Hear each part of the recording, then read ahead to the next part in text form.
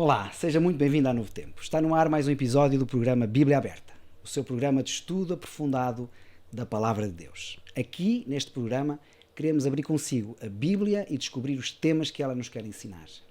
Obrigado pela sua preferência. Obrigado por estar desse lado para mais um episódio da temporada em que estamos a estudar o livro dos Salmos. Já sabe, pode ver-nos através da televisão no canal 186 da Mel, mas se por algum motivo não é cliente Mel, pode ver-nos também no canal do YouTube da Novo Tempo Portugal ou ainda através da antena da Rádio Clube de Sintra em 91.2 FM na Grande Lisboa.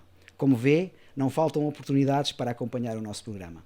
Queremos que se sinta bem na nossa companhia, quer esteja na sua casa, quer esteja no carro ou no digital, que estes momentos possam ser de grande qualidade para todos nós.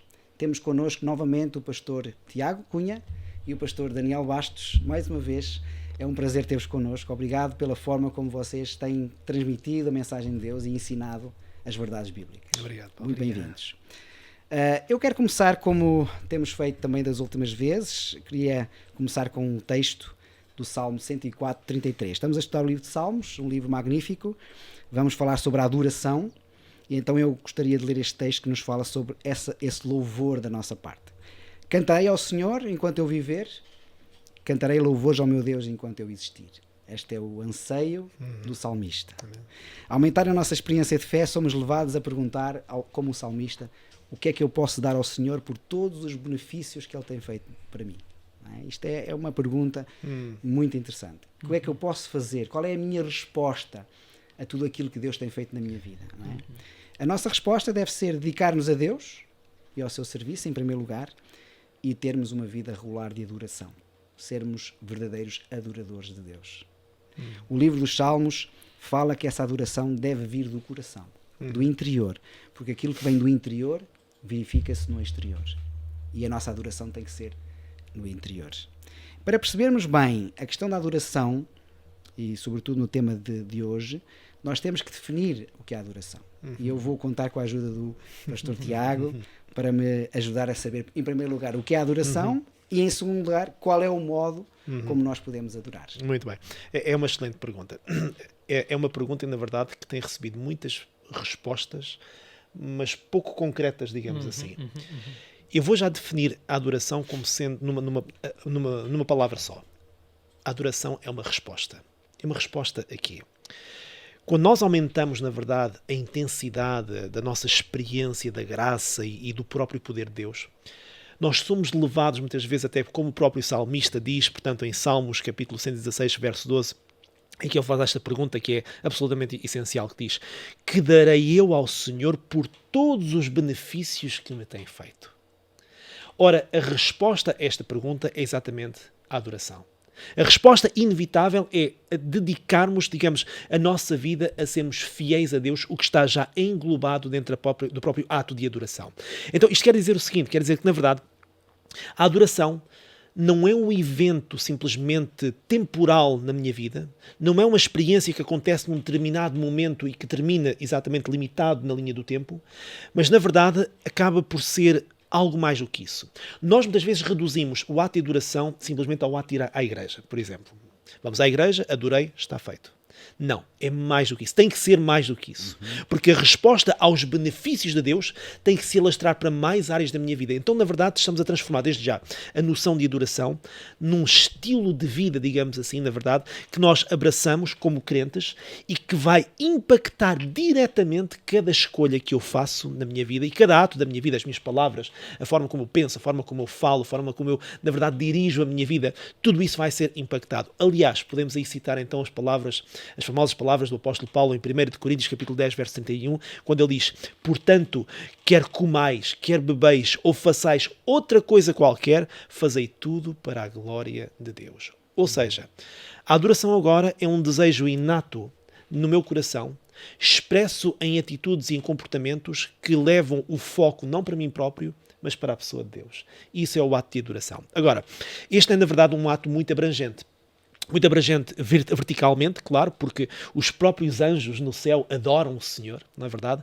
Mas também numa perspectiva horizontal, porque é um convite para que toda a nação, tribo e língua possa adorar aquele que fez todas as coisas, como nós, aliás, encontramos em Apocalipse, capítulo 14, versos 6 e 7. Agora, pessoas perguntam, mas de uma forma prática, como é que eu posso agora adorar a Deus? Há 3 elementos que sobressaem na Sagrada Escritura, ok? E vamos usar aqui o livro de Salmos para nos dar apoio exatamente a esta perspectiva, começando, obviamente, com a noção da oração. Salmos 95, verso 6 diz: vinde, adoremos e prostremo-nos, ajoelhemos diante do Senhor que nos criou. Ou seja, o ato de adoração, que é motivado por uma consciência de que Ele me criou, é algo que me motiva também a um ato de adoração. O segundo lugar, o louvor. Salmos 145, verso 3, diz: grande é o Senhor e digno de ser louvado. Nós muitas vezes não temos noção de como o louvor, na verdade, tem uma influência transformadora na nossa vida, que transforma muitas vezes os momentos mais difíceis da vida num momento de alegria e não direi mesmo de júbilo por causa do problema que estamos a enfrentar, mas na verdade transforma aquilo que momentaneamente tem uma perspectiva de facto mais escura em algo que é uma possibilidade de Deus se manifestar junto de mim. Grande é o Senhor e digno de ser louvado, sua grandeza não tem limites, diz o salmista. E em terceiro lugar, o elemento da Bíblia. Salmos 119, verso 105 é um texto bem conhecido, não é verdade?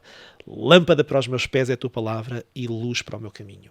Quer isto dizer então que estes 3 elementos são elementos que me ajudam a ter uma atitude mais reverenciada de Deus e também de adoração pessoal com Deus.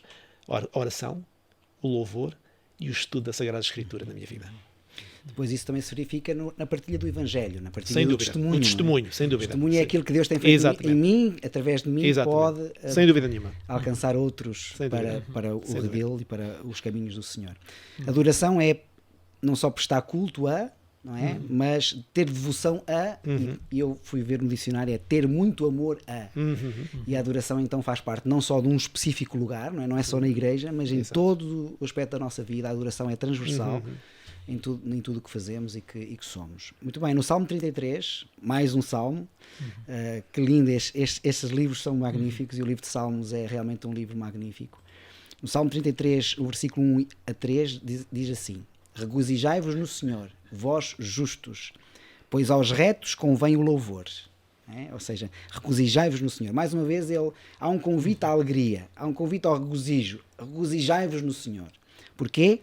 Porque devemos louvar ao Senhor, e ele continua, com harpas, cantai com saltério, com instrumento de 10 cordas, cantai-lhe um cântico novo, tocai bem e com júbilo. Neste texto, como noutros, por exemplo, Salmo 40, Salmo 96, Salmo 98, fala-nos aqui um conceito que é o cântico novo. Daniel, tu podes explicar-nos um pouco o que significa este cântico novo? Sim, com certeza. Então, se vamos responder àquilo que Deus faz e é na nossa vida, somos convidados a fazê-lo com um cântico novo. Nem todos somos músicos. Sabemos que salmos era utilizado para o cântico também, para o louvor.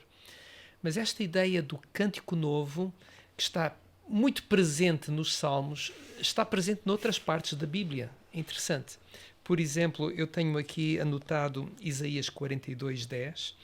Cantai ao Senhor um cântico novo, a mesma ideia. Apocalipse 5:9. E cantavam um novo cântico, dizendo: digno és de tomar o livro e abrir os selos.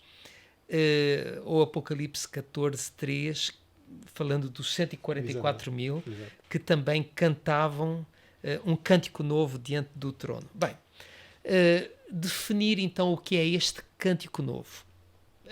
Todos nós sabemos o que é uma coisa nova. Uma coisa nova é uma coisa que nós temos há pouco tempo ou que recebemos agora. É uma coisa que foi lançada, criada ou fabricada recentemente, que aconteceu há pouco tempo, mas aqui com certeza que não é uma alusão específica a ter uma música nova, não é? Mas a uma experiência nova. Okay. E isto é um grande contraste com aquilo que muitas vezes acontece connosco. Perguntamos a alguém para dar o seu testemunho e ele, da sua experiência com Deus, e ele começa a dizer-nos, bem, há 30 e tantos anos atrás, E a pergunta que se põe é, não há nada de novo, não aconteceu nada nestes últimos 30 anos, ou algo mais recente? Aqui também, nesta Bíblia aberta, nós já falamos sobre a importância de não esquecer aquilo que Deus fez no passado. Mas não podemos ficar apenas dependentes. Há uma experiência nova que nós devemos ter cada dia com Deus, não é? Eu lembro-me de ouvir de uma história de um amigo, ele contando na primeira pessoa que depois de se casar ofereceu um ramo de flores de plástico à esposa e disse, olha, eu vou-te dar estas porque estas vão durar muito tempo, estou escusado de dar com mais frequência flores. Não, isto não funciona nos relacionamentos humanos, também não na nossa relação com Deus. Claro. Deus quer fazer tantas coisas na nossa vida e faz. E é preciso que tenhamos consciência desta dinâmica e daquilo que Deus está a fazer, que tenhamos um coração agradecido, reconhecido, que estejamos atentos à ação divina na nossa própria vida. E aí sim, nessa experiência renovada, nós o adoramos, incluindo aquilo que Ele fez, aquilo que Ele faz e aquilo que Ele ainda fará por nós. Graças a Deus. Então quer dizer que na adoração, a nossa experiência é muito importante. Esta experiência com Deus, esse relacionamento com Deus, através da adoração, não é? A forma como nós o adoramos e a forma como nós temos esse relacionamento, essa relação com Deus, essa intimidade, esse buscar constantemente a Deus. Aqui eu quero lançar-vos introduzir um novo conceito, está bem? E talvez aqui depois mais para o Tiago, é o conceito que é uma das características que os salmistas falam muito, que é a questão da santidade de Deus. Certo. Aliás, no Salmo 96, 9 diz, adorai ao Senhor na beleza da sua santidade, temei diante dele toda a terra. Não é? Ou seja, adorai ao Senhor na beleza da sua santidade. Deus é santo e pede o mesmo do seu povo. Não é? O apóstolo Pedro, em 1 Pedro 1,16 diz, portanto está escrito, sede santos porque eu sou santo. Não é? Esta busca da santidade. Mas santidade que é, no fundo, a semelhança com Deus, a semelhança com Cristo, não é? Esta busca desta semelhança, de sermos cada vez mais parecidos com Jesus, que está verdadeiramente também no centro da adoração. E no centro da adoração, nós já falámos isto num episódio passado, também está o arrependimento que nos leva a buscar em confissão a presença de Deus e também a experiência mais profunda com Deus. Portanto, a santidade, no fundo, Tiago, é um requisito para entrarmos na presença de Deus. Sem dúvida nenhuma. O que é que significa isto, ser santo? Muito bem. Ora, muito bem. Para responder a esta pergunta, permite-me só vir aqui ligeiramente atrás para falar ainda num conceito de adoração, que é o seguinte. Quando nós compreendemos a santidade de Deus, nós compreendemos que não devemos adorá-lo de acordo com os meus gostos pessoais. Mas se vejo a adoração como um presente que eu ofereço a Deus, eu vou adorá-lo para lhe oferecer não as flores de plástico, mas aquilo que Ele me pede para eu dar. Eu não vou estar a inventar, eu vou vir aqui à carta de amor que Ele me dá, a palavra de Deus, para ver o que é que Ele quer que eu faça para me apresentar perante Ele, para o adorar. Um desses requisitos, forma de adoração, é a santidade, como está a dizer, e muito bem, Paulo. Ora, muito bem. Vamos dizer o seguinte, quando nós vamos ao Salmo 15 e o verso 1, temos lá duas perguntas que nos ajudam desde já a tentar encontrar aqui um meio termo para respondermos a esta questão. Ele pergunta assim, quem habitará no teu tabernáculo? Quem morará no teu santo monte? E eu posso desde já assumir que para habitar no santo monte de Deus é preciso também ser santo. Agora, a pergunta é respondida descrevendo que os santos, na verdade, de acordo com o Salmo 15, os santos que irão morar, portanto, no santo monte do Senhor, cujo caráter foi transformado por Deus, passaram por uma experiência muito pessoal com Deus. E para nós, enquanto cristãos, nós podemos citar, obviamente, 2 Coríntios capítulo 5, verso 17, obviamente, não é verdade, que diz que aquele que está em Cristo, nova criatura é. E depois o apóstolo Paulo não fica só por aí, ele diz quantas coisas é que se fazem novas? Tudo se faz novo. Ou seja, não é uma renovação no sentido de que já lá estava e agora vou continuar naquilo que ali está. É um renovar no sentido de que há uma morte do eu para uma nova existência, uma nova forma de existir neste caso, que é dar prioridade a Deus, dar prioridade neste caso a Cristo Jesus, para que Cristo transpareça então na nossa vida. Ou seja, estamos a falar então de uma vida sem mancha. E uma vida sem mancha vem do reconhecimento da graça de Deus, que é um elemento absolutamente crucial para nós podermos caminhar com Cristo, não é verdade? E também da sua justiça. Que tudo isto completa exatamente este kit, digamos assim, de salvação que envolve todos estes elementos. Agora, a graça divina inspira e capacita os servos de Deus a viverem de uma forma que, na verdade, não se colocam mais na prioridade, mas colocam a Deus a prioridade. Vivem no temor do Senhor, vivem naquilo que é a vontade de Deus, aquilo que é o plano de Deus para a sua vida e para a vida daqueles que estão à nossa volta. O que significa, então, viver num nível de comunhão com Deus que, na verdade, destrói todos os obstáculos, todos os níveis de separação. Nós vimos aqui em sessões anteriores, na verdade, que o primeiro impacto que o pecado tem na nossa vida é a separação de Deus. Então, santidade é viver no máximo da proximidade com Deus. Viver tão perto dele que, na verdade, podemos ouvir, podemos compreender, podemos sentir a sua presença de uma forma completa. Portanto, quando nós então olhamos para a palavra santo, inclusivamente, é uma palavra muito interessante. No Antigo Testamento, a palavra, portanto, em hebraico, é a palavra kodesh, que significa isolamento ou separação. E a noção do Novo Testamento, na verdade, vai completar esta noção. Porque se é só para viver em isolamento e em separação, então vivemos longe de tudo e de todos. Mas não é isso que está aqui escrito. Em grego, a palavra é agios, que significa, portanto, separado da condição e uso comuns. Ou seja, eu estou no mundo, mas não sou do mundo, como diria Jesus em João 17. Não é verdade? Aquela oração fabulosa. Jesus, na verdade, ele ora por nós. Não é para que sejamos retirados do mundo, mas para que não caiamos numa vida de pecado, digamos, influenciada pelo mundo. Eu diria o seguinte. Hoje fala-se muito de influenciadores, não é verdade? Vivemos num mundo onde há muitos influenciadores no YouTube, e se calhar alguns estão-nos a ver exatamente através do canal de YouTube. Nós não somos chamados para sermos influenciados, mas para sermos influenciadores na vida das pessoas. Não é para sermos o reflexo do mundo, mas para sermos o reflexo daquilo a quem adoramos, que é Jesus Cristo. O nosso Deus, o nosso Salvador, o nosso Criador, o nosso Redentor. Então é por isso que nós somos separados da condição e do uso comuns e por isso temos que ter cuidado com a forma como nós agimos, com a forma como nós, na verdade, nos conduzimos a nossa vida, em todos os aspectos, seja no aspecto alimentar, na forma como nós representamos aquilo que está à nossa volta, porque nós, na verdade, queremos mostrar que somos influenciados, acima de tudo, pela presença de Deus. E é muito interessante porque depois essa santidade vai se traduzir mais uma vez em alguma coisa. Se nós formos a Apocalipse capítulo 14, verso 12, diz-nos, aqui está a paciência dos santos, que são aqueles que guardam os mandamentos de Deus e têm a fé de Jesus. E essa fé é uma palavra que, na verdade, pode ser traduzida por confiança. Porque Jesus confiava de uma forma completa, total e sem reservas no seu Pai. E Ele convida-nos a exatamente repetirmos esse ato de confiança também no nosso Deus. Uma coisa que eu acho que é muito importante no que tu estás a dizer é que nós, como cristãos, como crentes, devemos pautar-nos pela diferença. Devemos ser diferentes, devemos pautar-nos por seguir um caminho, uma trajetória daquela que o Senhor nos propõe. E não termos medo, nem termos receio, nem vergonha de sermos diferentes. Sem dúvida. Somos aquilo que o Senhor gostaria que nós fôssemos. Há aqui uma palavra muito associada à santidade, que é a santificação.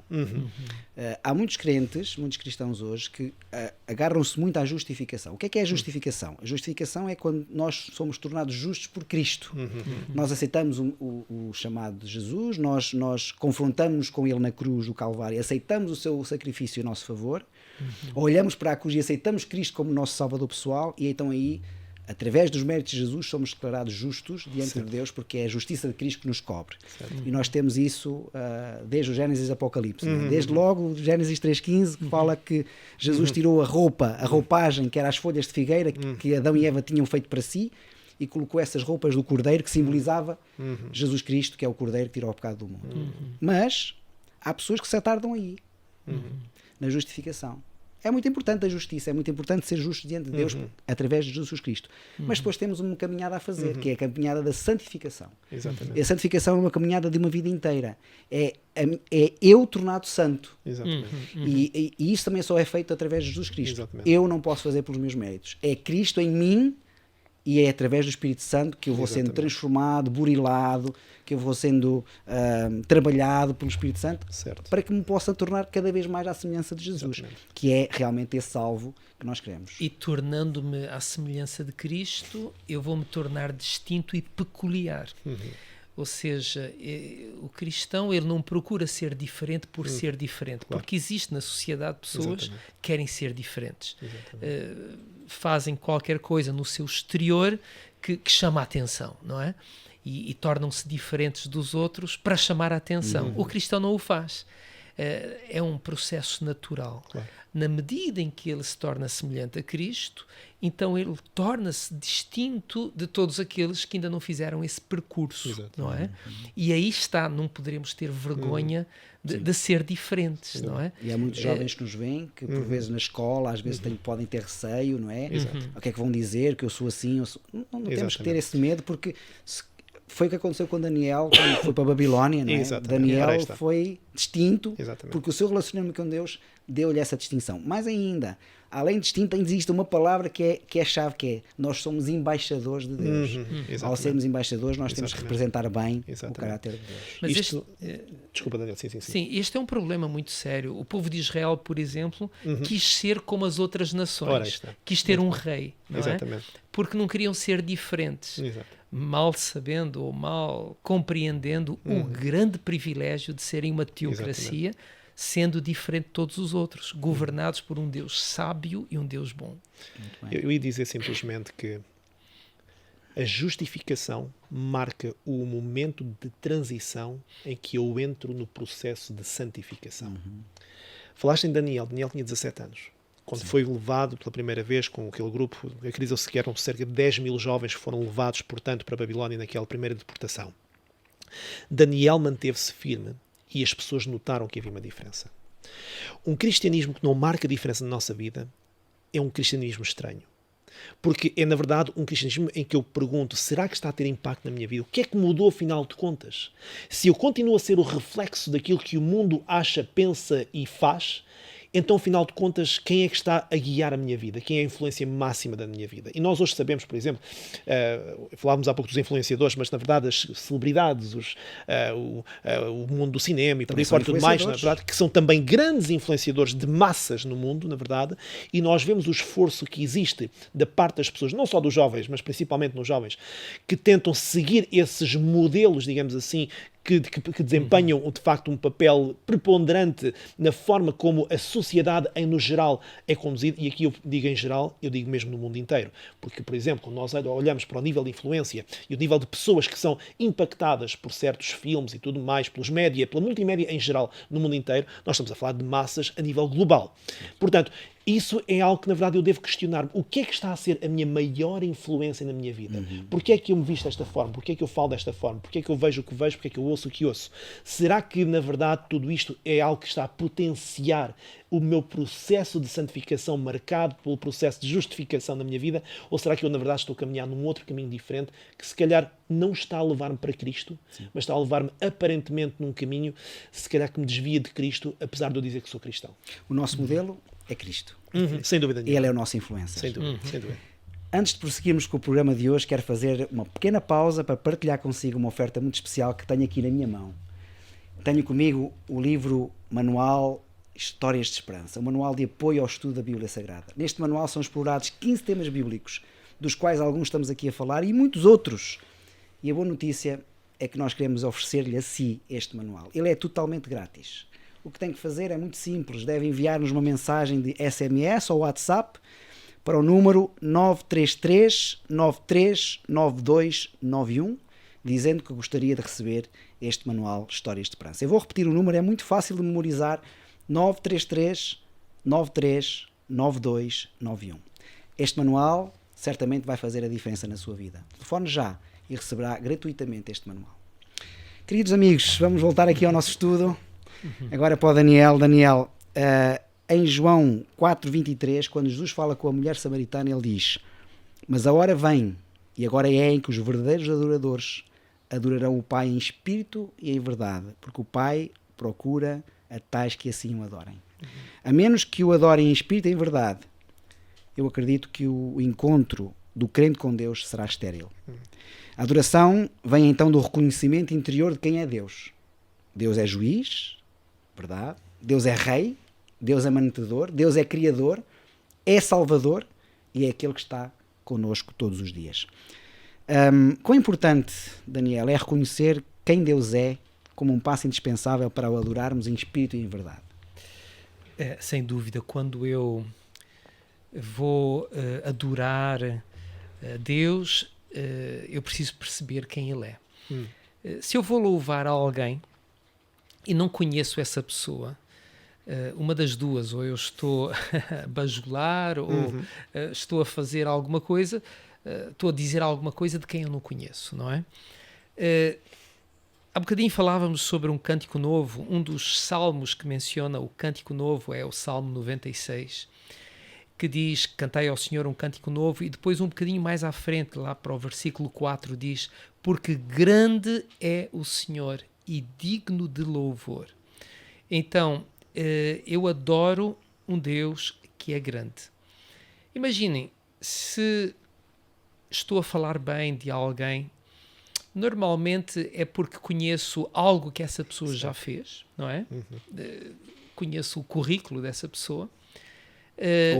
Ou o caráter. Exatamente. Alguma coisa que tem a ver com o que ela tem sido até aqui. Estou ciente de que ela é capaz de fazer alguma coisa boa, notável hoje e que finalmente poderá deixar uma marca importante para o futuro. A minha adoração a Deus, de facto, tem estas três componentes. A adoração lembra-me os atos passados de Deus. Ele é o Criador, por exemplo. Eu celebro também as maravilhas presentes, aquilo que Deus faz como mantenedor da vida, de toda a existência. E eu também, na minha adoração, manifesto o meu anseio por aquilo que Ele ainda fará, pelos seus atos futuros. De facto, já foi mencionado, Apocalipse 14 tem um repto muito grande. Adorai aquele que fez os céus, o mar e a terra. Todos nós adoramos. Eu tenho aqui um autor, David Foster Wallace, um novelista americano, e ele tem aqui uma frase muito interessante que eu gostaria de citar. Ele diz que não existe ateísmo. Interessante. Ele próprio não era necessariamente um cristão. Ele tem esta frase: nas trincheiras cotidianas da vida adulta não existe o ateísmo. Não há tal coisa como não adorar. Segundo ele, todos adoramos. A única opção é o que adoramos. E eu diria, complementando, será que sabemos a quem é que estamos a adorar ou quem é que é o objeto da nossa adoração? Então ele diz assim: se adoras o dinheiro e as coisas, se é aí que encontras o teu significado real, nunca terás suficiente, nunca sentirás que tens o suficiente. Se adoras o teu corpo, a tua beleza e a tua atração sexual, sempre te sentirás feio. E quando o tempo e a idade começarem a mostrar-se, morrerás 1 milhão de mortes antes que finalmente te chorem. Adora o poder e terminarás sentindo-te débil e temeroso, e necessitarás cada vez mais de poder sobre os demais para insensibilizar-te do teu próprio medo. Adora o teu intelecto, ser visto como inteligente, e terminarás sentindo-te uma fraude, estúpido, sempre a ponto de ser descoberto. No entanto, diz David Foster, o mais insidioso nestas formas de adoração é que são inconscientes. São configurações predeterminadas. São o tipo de adoração para a qual deslizas gradualmente dia após dia e te tornas cada vez mais seletivo sobre o que vês e como medes o valor sem estares completamente consciente de que é isso que estás a fazer. Eu achei isto muito profundo quando encontrei esta citação. De facto, a grande questão que se põe é: quem é que eu adoro? Todos adoramos alguma coisa, não é? À luz daquilo que estivemos a falar e definimos. Quem é que eu adoro? E quem é esse que eu adoro? Se é a mim próprio que eu adoro, Quem sou eu? Sim. Daí que a adoração a Deus tem que estar centrada naquilo que Deus é. Uhum. E porque Ele é quem é, Ele deve ter a prioridade na minha atenção e na minha devoção. Eu gostava de repescar aqui duas ideias que tu deste agora neste momento. Uma primeira ideia é adorar a Deus por aquilo que Ele é e não tanto, talvez, por aquilo que Ele faz. Eu vou explicar o que eu queria dizer. Porque muitas vezes nós baseamos a nossa fé naquilo que Deus faz. E se Deus não fizer aquilo que eu gostaria que Ele fizesse? E se Deus não curar o meu filho? E se Deus não curar o meu marido? E se Deus não me curar a mim? Claro. E se, não é? Não vamos adorar a Deus por isso? A nossa adoração, se basear naquilo que Deus faz, muitas vezes Deus não faz determinadas coisas, mas a nossa adoração tem que basear-se naquilo que Deus é. Isso foi o que aconteceu com Jó, porque Jó teve muitos revés na sua vida e, no entanto, ele sempre o adorou em espírito e em verdade, que é uma coisa extraordinária. Segunda coisa que eu gostava de repescar aí que tu falaste, muito importante, é: se Cristo não está no trono do meu coração, então está o meu eu. Claro. E a adoração tem a ver com isto. Quem é que eu coloco no trono do meu coração? Quem é a prioridade? Quem é a prioridade da minha vida? E a adoração tem a ver com isto. Se eu coloco Cristo no trono do meu coração, então Ele terá a minha adoração. Eu ia dizer só que, na verdade, Paulo, tu estás aqui a mostrar uma coisa que é muito importante. Que há o Deus do milagre visível e há o Deus do milagre invisível. É o mesmo Deus. Na verdade, quando nós pedimos alguma coisa que seja visível a Deus, por exemplo, se eu estou a precisar, oramos muitas vezes por causa das nossas finanças, Senhor, estou aflito, preciso que me apareça o dinheiro para pagar esta conta, por exemplo. Estamos a pedir o tal milagre visível. Se eu pedir um milagre, por exemplo, para a saúde de alguém, Senhor, preciso que cures esta pessoa, é um milagre visível. Mas aquilo que nós não vemos muitas vezes é o tal milagre invisível, que é muito mais necessário e mais determinante na vida de alguém. Quando Jesus, por exemplo, fazia milagres, ele fazia dois tipos de milagres que eram mais preponderantes. Era o perdão das faltas e era o milagre da cura. E ele, na verdade, aquilo que nós vemos pelo comportamento, pela conduta de Jesus, é que, na verdade, ele fazia o milagre visível da cura das pessoas para comprovar o milagre invisível que ele já tinha dado, que era o do perdão das faltas. Porquê? Porque era o perdão das faltas que, na verdade, lhes dava a esperança da vida eterna, enquanto que o milagre visível, enfim, podia prolongar a nossa vida, a vida daquelas pessoas durante mais alguns anos neste mundo, mas não era garantia da vida eterna em Jesus. Mas o perdão concedido por Jesus, esse era.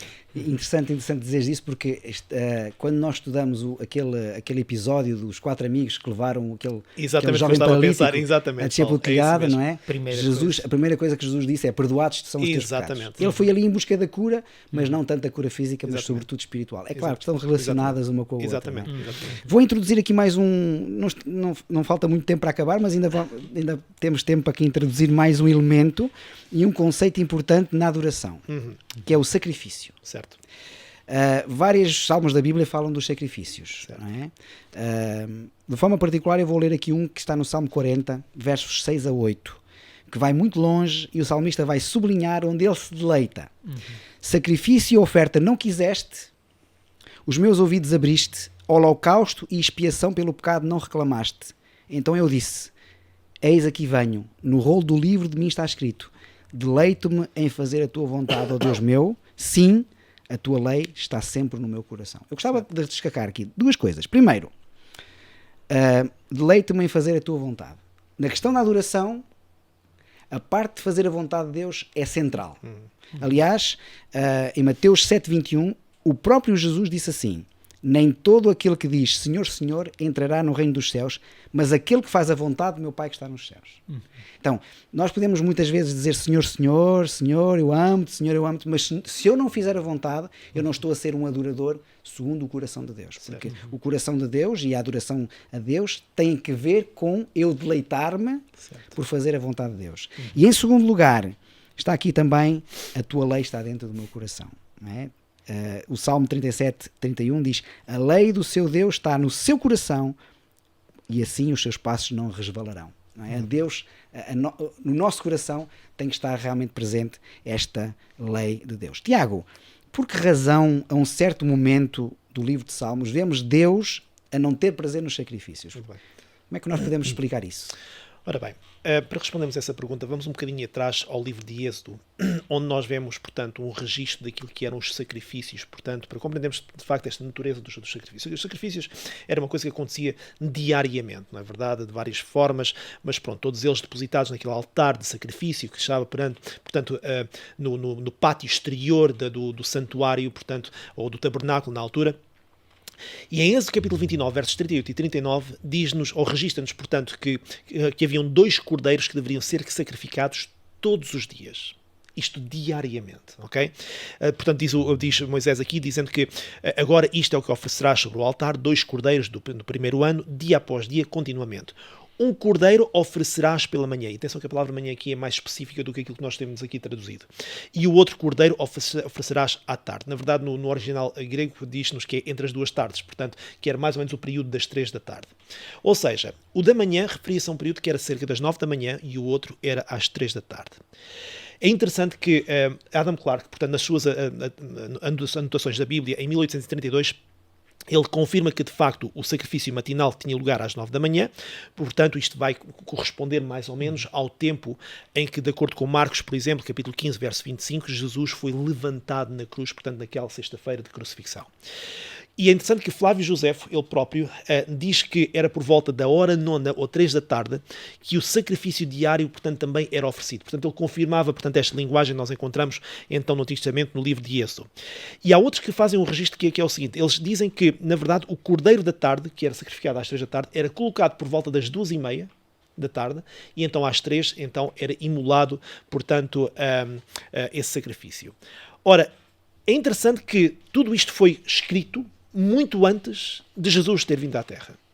E mostra-nos, na verdade, que isto corresponde ao momento em que Jesus é colocado na cruz e finalmente vai expirar também na cruz. Ou seja, Jesus Cristo é o Cordeiro que tira o pecado do mundo. E estes sacrifícios, imaginem só, aconteceram durante pelo menos 4.000 anos. Durante pelo menos 4.000 anos, estes cordeirinhos foram sacrificados continuamente para expiar o pecado na vida do ser humano. Agora, Paulo, de alguma forma, o ser humano, o povo, neste caso, o povo de Deus, não compreendeu a mensagem redentora, amorosa e transformadora, diria mesmo, que estava por trás destes sacrifícios. Aliás, eles tornaram-se, na verdade, não num meio de redenção, mas numa via para continuar a efetuar uma vida de pecado, a fazer escolhas que conscientemente iam contra a vontade revelada de Deus na sua palavra.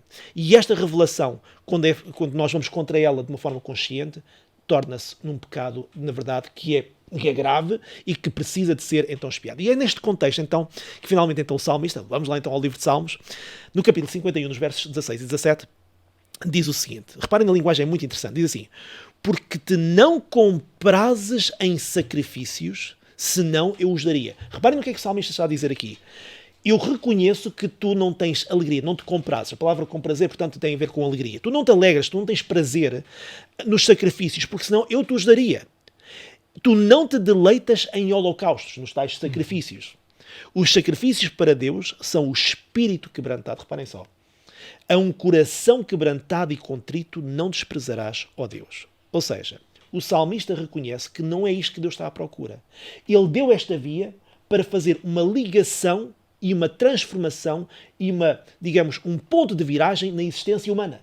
Mas o ser humano não compreendeu isso, então transformou aquilo que era um ritual para perdão numa via para continuar a pecar. E aqui, na verdade, deixa-me só dizer isto já terminando, o salmista revela aqui que a expectativa de Deus em relação ao seu povo, ao observar o sofrimento do animal inocente, digamos assim, não é verdade? Que era entregue para morrer no lugar do pecador. Isto, obviamente, sendo uma imagem profética de Jesus que viria a dar a sua vida por nós, mas não teve o impacto que deveria ter tido. Aliás, João Batista, se bem se lembram, não é verdade? Quando Jesus se aproximou, portanto, da margem do Jordão, ele próprio disse, eis o Cordeiro de Deus que tira o pecado do mundo. Então, na verdade, é neste contexto que nós, então, vamos ver que a Bíblia registra este desabafo, e agora reparem que é mesmo um desabafo da parte de Deus.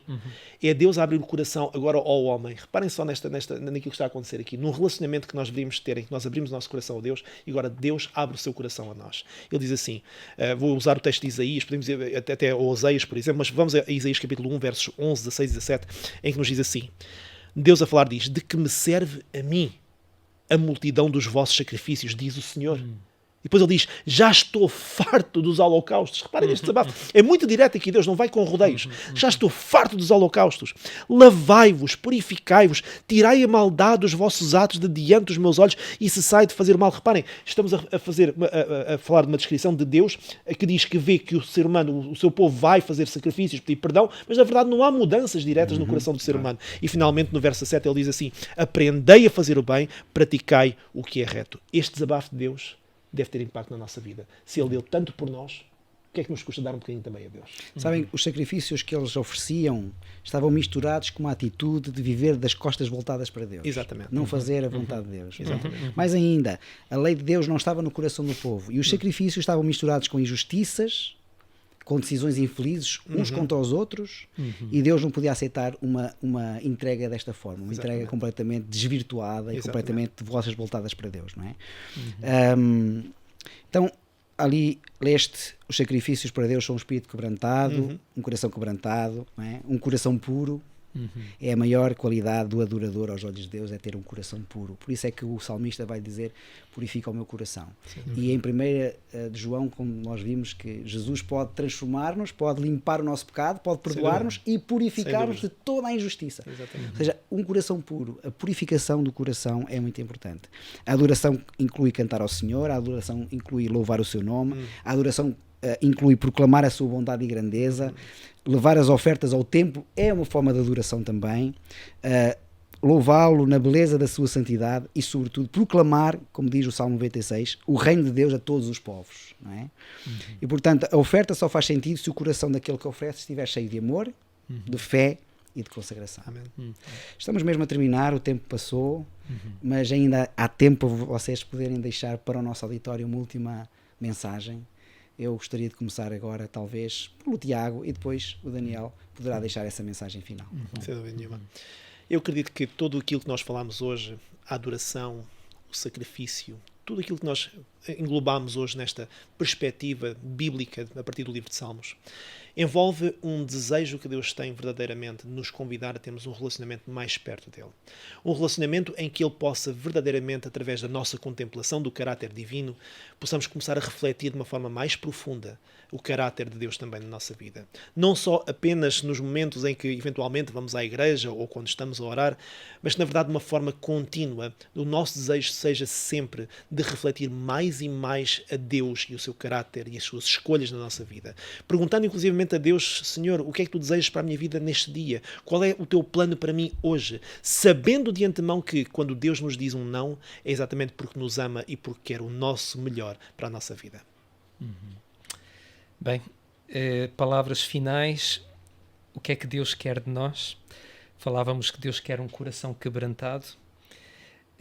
Jesus disse à mulher samaritana que diz que o Pai procura aqueles que o adorem em espírito e em verdade. Jesus também disse que muitos o adoravam, mas de uma forma vã. E porquê? Porque não havia uma sintonia. Eles continuavam com as suas práticas religiosas, mas não estavam sintonizados com Deus. Alguém disse que o maior dom que Salomão recebeu não foi o dom da sabedoria, como nós inicialmente pensaríamos, mas foi o dom do arrependimento. E a grande questão que eu gostava de deixar consigo, que nos ouve, que nos vê, é exatamente esta. Será que o seu coração está sintonizado com Deus? A nossa vida deve ser uma vida de adoração, mas para o fazermos precisamos de estar sintonizados.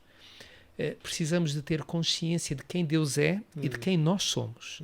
E quando compreendemos quem nós somos, nós precisamos compreender que devemos cair aos pés de Jesus em arrependimento e receber a sua grande misericórdia. Por isso, que cada um de nós possa verdadeiramente acertar o seu coração, o meu coração com Deus. Sintonizarmos. Em comunicação fala-se muito em sintonia, uma sintonia na rádio, uma sintonia na televisão, no canal, não é? Precisamos de estar ligados ao canal de Deus. Que essa seja a sua experiência hoje. Muito bem, uma vida de duração. Precisamos ter uma vida de duração. Muito obrigado, amigos, pela vossa participação, pela vossa companhia. Foi muito bom estar convosco. E espero que o Senhor abençoe cada um de vós e as vossas famílias. E assim também, gostaria que a bênção de Deus estivesse na sua vida e na vida da sua família. Chegamos mais uma vez ao fim do episódio do programa Bíblia Aberta. Muito obrigado pela sua preferência desse lado, quer seja na televisão, no canal 186 da Mel, no canal YouTube da Novo Tempo, nos canais parceiros ou mesmo na Rádio Clube de Sintra. Muito obrigado por ter estado sintonizado connosco e, sobretudo, gostaríamos que estivesse sintonizado com Deus. É um prazer estar consigo e levar-lhe este estudo da Bíblia, que é o fundamento da nossa fé. Ficou alguma coisa por dizer neste programa? Quer acrescentar alguma coisa? Quer falar connosco? Quer fazer alguma pergunta? Ou deixar a sua sugestão?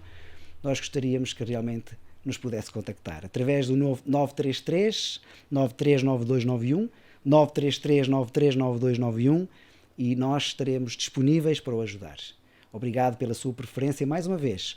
E não se esqueça que fica o encontro marcado para o próximo episódio. Que o Senhor o abençoe e a sua família. E já sabe, mantenha a sua Bíblia aberta.